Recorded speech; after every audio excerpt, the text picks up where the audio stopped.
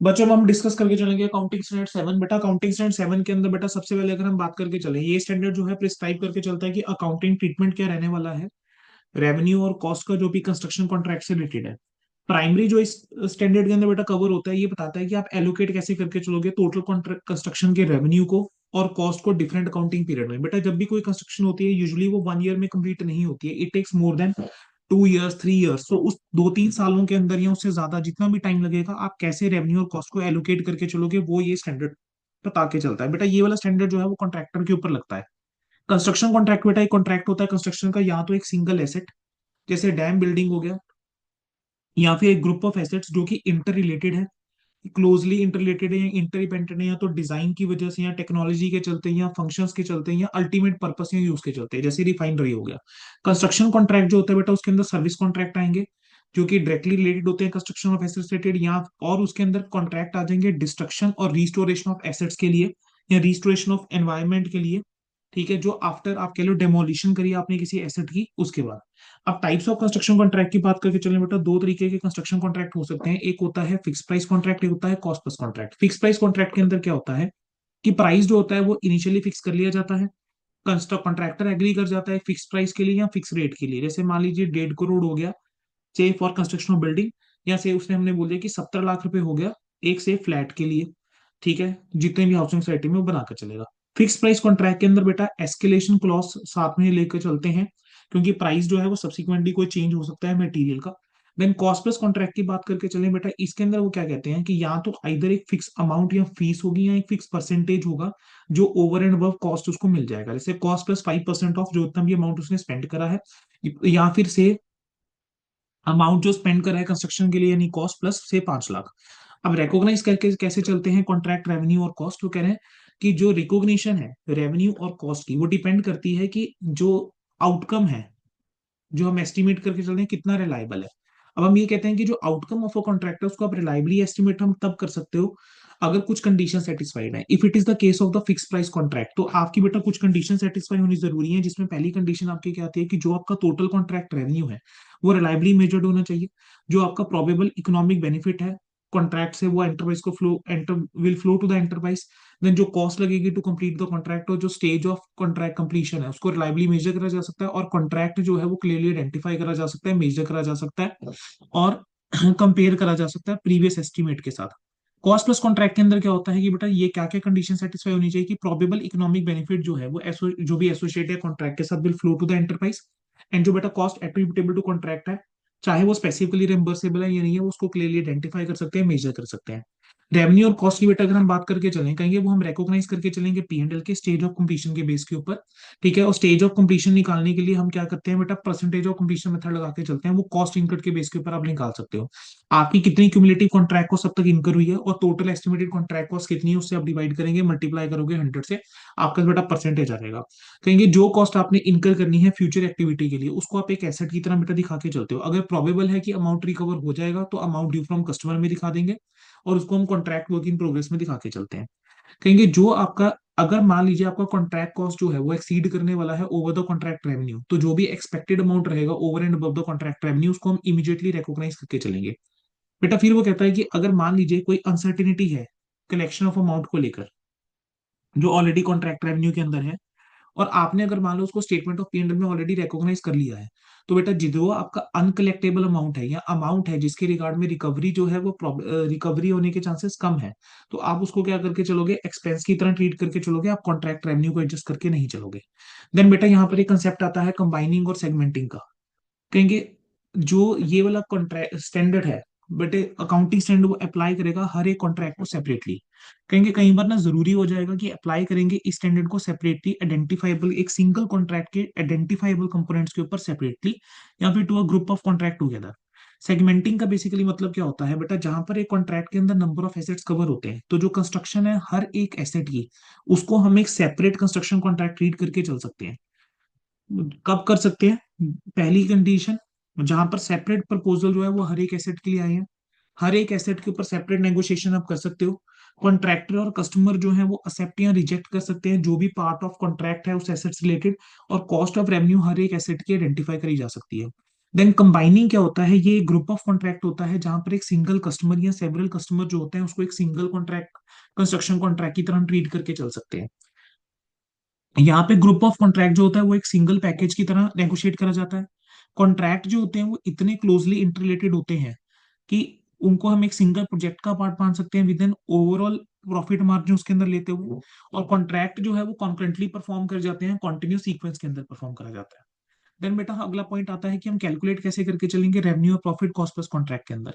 तो रेवेन्यू निकालने का तरीका क्या रहेगा, जो भी आपकी अप्रूव कॉस्ट रहती है बेटा उसके अंदर हम मार्जिन ऐड कर देते हैं, जो भी परसेंटेज रहेगा या अमाउंट रहेगा। और प्रॉफिट और लॉस ऑन कॉन्ट्रैक्ट कैसे निकलेगा, आप कॉन्ट्रैक्ट रेवेन्यू जो हम रिकॉग्नाइज करके चलेंगे उसमें से बेटा हम माइनस करके चलते हैं जितना कॉन्ट्रैक्ट कॉस्ट इनकर्ड है और अप्रूव्ड है। जितना कॉन्ट्रैक्ट कॉस्ट इनकर्ड हो चुका है लेकिन अब तक अप्रूव नहीं हुआ है, और वो कॉस्ट जो इनकर होगा लेकिन एक्सपेक्टेड नहीं है अप्रूव होगा, उसको आप माइनस करके चलोगे तो आपका क्या आ जाएगा, कॉन्ट्रैक्ट प्रॉफिट एंड लॉस आ जाएगा। अगर आपका फिक्स प्राइस कॉन्ट्रैक्ट है तो बेटा उस केस के अंदर हम क्या करके चलेंगे, सबसे पहले बेटा आपका कुछ ना कुछ इनिशियल कॉन्ट्रैक्ट प्राइस रहेगा। फिर जो भी वेरिएशंस रहेंगे आप उसका इम्पैक्ट लेकर चलोगे, एस्केलेशन का आप इम्पैक्ट लेकर चलोगे, कोई इंसेंटिव रिसिप्ट है वो आप लेकर चलोगे, कोई क्लेम अमाउंट रेज करा गया कस्टमर के ऊपर वो आप ऐड करोगे, अगर कोई पेनल्टी है डिले की वजह से वो आप लेस करोगे, तो आपका कॉन्ट्रैक्ट रेवेन्यू आ जाएगा। अब कॉन्ट्रैक्ट कॉस्ट कैसे निकलता है, जो भी डायरेक्ट कॉस्ट है जो स्पेसिफिक कॉन्ट्रैक्ट से रिलेटेड है बोलेंगे, जो cost attributable to a contract है इन एक्टिविटी इन जनरल, और जिसको हम एलोकेट कर सकते हैं किसी स्पेसिफिक कॉन्ट्रैक्ट को, आप वो लेकर चलेंगे। और जो कॉस्ट स्पेसिफिकली चार्जेबल है कस्टमर से under the terms of contract आप वो लेकर चलोगे। कॉन्ट्रैक्ट कॉस्ट एक बार दोबारा सुन लीजिए, जो स्पेसिफिक कॉन्ट्रैक्ट से रिलेटेड कॉस्ट है डायरेक्ट वो आप लोगे। आपने इन जनरल कोई कॉस्ट इनकर करी है जिसको आपने एलोकेट कर दिया उस कॉन्ट्रैक्ट की तरफ स्पेसिफिक कॉन्ट्रैक्ट में, और वो कॉस्ट जो आप कस्टमर से चार्ज करके चल रहे हो टर्म्स ऑफ कॉन्ट्रैक्ट के चलते। अब डायरेक्ट कॉस्ट कौन सी होती है एक स्पेसिफिक कॉन्ट्रैक्ट से रिलेटेड, उसकी अगर हम बात करके चले, जो आपने मटेरियल यूज करा है कंस्ट्रक्शन के अंदर, साइट के लेबर के खर्चे हो गए, साइट की सुपरविजन की कॉस्ट होगी, आपने क्या करा है कोई प्लांट और इक्विपमेंट कॉन्ट्रैक्ट में यूज करा उसकी डेप्रिसिएशन हो गई, प्लांट और इक्विपमेंट आपके हायर करा हुआ उसके हायरिंग चार्जेस हो गए, डिजाइन की कॉस्ट होगी, टेक्निकल असिस्टेंस हो गई जो कॉन्ट्रैक्ट से रिलेटेड है, कोई थर्ड पार्टी से क्लेम हो गया बेटा, फिर प्लांट मशीनरी इक्विपमेंट्स को मूव करने की या मटेरियल को मूव करने की to and from contract site हो गया। फिर बेटा अगर कोई सेकंड चीज जो आपको यहाँ पे मैंने आपको सिखानी है या हमें आनी चाहिए, वो क्या है कि कौन सी कॉस्ट होती है which is attributable to contract activity जिसको हम एलोकेट करके चलते हैं, उसकी हम बात करके चल रहे हैं। बेटा कोई भी इंसिडेंटल इनकम जो एक स्पेसिफिक कॉन्ट्रैक्ट से रिलेटेड है, हमें उसको क्या करके चलना चाहिए, रिड्यूस करना चाहिए कॉन्ट्रैक्ट कॉस्ट में से। जो इनकम होती है बेटा, जैसे आपके पास कोई सरप्लस मटेरियल बच गया या आपके पास कोई प्लांट एंड इक्विपमेंट था आपने एंड ऑफ कॉन्ट्रैक्ट में बेच दिया, तो उसको आपको अपनी कॉस्ट उससे रिड्यूस करनी चाहिए। देन बेटा आता है कुछ कॉस्ट ऐसी होती हैं जो एट्रीब्यूटेबल होती हैं to the contract activity in general, और उसको आप एलोकेट कर सकते हो कॉन्ट्रैक्ट में। बेसिकली ये वो कॉस्ट इनकर होती है जो इनकर करी जाती है जितने भी कॉन्ट्रैक्ट्स इन हैंड है उन सबके लिए, लेकिन स्पेसिफिकली किसी एक कॉन्ट्रैक्ट के लिए नहीं। एग्जाम्पल के तौर पे यहाँ पर आप सुपरवाइजर कह सकते हो कि एक सुपरवाइजर है, उसकी सैलरी जो कि रिस्पॉन्सिबल है किस चीज के लिए, मल्टीपल कॉन्ट्रैक्ट्स के लिए एट अ टाइम। या फिर आपने क्या करा है कोई बोरविंग कॉस्ट हो गई, मल्टीपल कॉन्ट्रैक्ट्स के लिए है ठीक है। इंश्योरेंस प्रीमियम आपने पे करा हुआ है सभी कॉन्ट्रैक्ट्स के लिए जो इन हैंड है, या कोई डिजाइन हो गया या कोई टेक्निकल असिस्टेंस हो गया जो डायरेक्टली किसी स्पेसिफिक कॉन्ट्रैक्ट से रिलेटेड नहीं है, तो बेटा इनको हम सिस्टमेटिक और रैशनल बेसिस पे बांट के चलते हैं। देन बेटा जो कॉस्ट स्पेसिफिकली चार्जेबल होती है कस्टमर से under terms of contract, generally ये वो कॉस्ट होती है जो कि कॉन्ट्रैक्ट के अंदर हम चार्ज नहीं करते, लेकिन वो कॉन्ट्रैक्ट कॉस्ट के अंदर तभी ऐड करके चलोगे अगर स्पेसिफिकली एग्रीमेंट के अंदर लिखा हुआ है, जैसे रिसर्च और डेवलपमेंट हो गया, जनरल एडमिनिस्ट्रेशन कॉस्ट हो गया। देन बेटा देयर आर सर्टेन कॉस्ट जो कॉन्ट्रैक्ट एक्टिविटी से रिलेटेड नहीं होता और उसको हम एलोकेट नहीं कर सकते कॉन्ट्रैक्ट में, तो इनको ध्यान रखना, कॉन्ट्रैक्ट कॉस्ट से एक्सक्लूड करके चलोगे।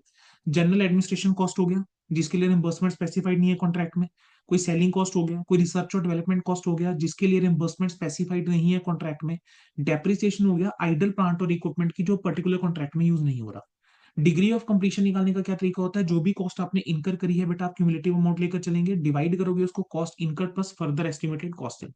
देन कॉन्ट्रैक्ट प्रॉफिट की बात करके चलें, यहाँ पर कैसे निकलेगा, जो आपका कॉन्ट्रैक्ट रेवेन्यू है उसको डिग्री ऑफ कंप्लीशन यानी से मल्टीप्लाई करोगे, जो भी कॉन्ट्रैक्ट रेवेन्यू आपने रिकॉग्नाइज कर लिया अर्लियर ईयर्स के अंदर माइनस कीजिएगा, आपके पास करंट ईयर का कॉन्ट्रैक्ट रेवेन्यू आ जाएगा, उसमें से करंट ईयर की कॉस्ट माइनस कर दीजिएगा।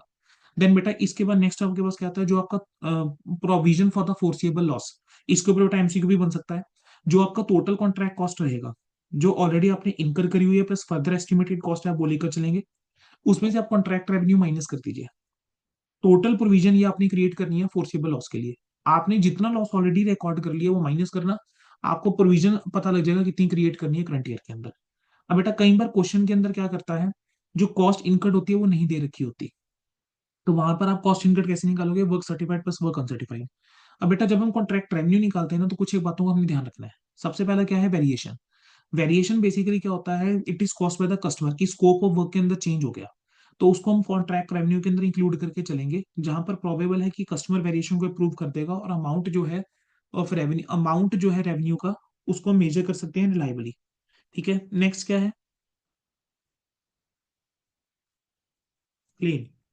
बेटा जो अमाउंट कॉन्ट्रैक्टर जो है कलेक्ट करेगा कस्टमर से या अनदर पार्टी से एज अ रिम्बर्समेंट, ठीक है, वो आप कॉन्ट्रैक्ट प्राइस के अंदर क्या करके चलोगे, इंक्लूड करके चलोगे। अब ये जो होता है ये कब अराइज हो सकता है, कि अगर मान लीजिए कोई डिले हुआ है कस्टमर के पार्ट पे, या फिर कोई एरर था डिजाइन के अंदर, स्पेसिफिकेशन के अंदर, या कोई डिस्प्यूटेड वेरिएशन था। अब ये भी हमने तब इंक्लूड करके चलना है रेवेन्यू के अंदर, जहां पर नेगोशिएबल नेगोशिएशन जो है वो एडवांस स्टेज के ऊपर पहुंच चुकी हुई है, कि प्रोबेबल है कि जो कस्टमर है वो क्लेम को एक्सेप्ट कर लेगा, और जो प्रोबेबल अमाउंट है कि वो हमें मिल जाएगा, उसको मेजर कर सकते हैं रिलायबली। अगला आता है इंसेंटिव। इंसेंटिव क्या होता है बेटा, ये एक एडिशनल अमाउंट होता है जो कॉन्ट्रैक्टर को देकर चलते हैं अगर स्पेसिफिक परफॉर्मेंस स्टैंडर्ड मेट हो जाते हैं। इंसेंटिव जो है वो हम रेवेन्यू के अंदर इंक्लूड कब करके चलते हैं, अगर कॉन्ट्रैक्ट जो है वो सफिशिएंटली एडवांस है, कि प्रोबेबल है कि स्पेसिफाइड परफॉर्मेंस क्राइटेरिया जो है मेट हो जाएगा।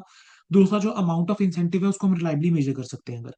और अगला बेटा क्या आता है आपका, कि कॉन्ट्रैक्ट रेवेन्यू जो है वो रिकॉग्नाइज करके चलेंगे, जितना काम कंप्लीट हुआ उस प्रपोर्शन में कहेंगे, जहां पर वर्क कंप्लीटेड जो है अगर आप उसको रिलायबली मेजर नहीं कर सकते, तो रेवेन्यू को रिकॉग्नाइज कर जाएगा to the extent of cost जितनी इनकर करी हुई है, प्रोवाइडेड सर्टिनिटी होनी चाहिए कि अमाउंट जो है वो रिलाइज हो जाएगी। तो बेटा ये आपका क्या था, पूरा का पूरा AS7।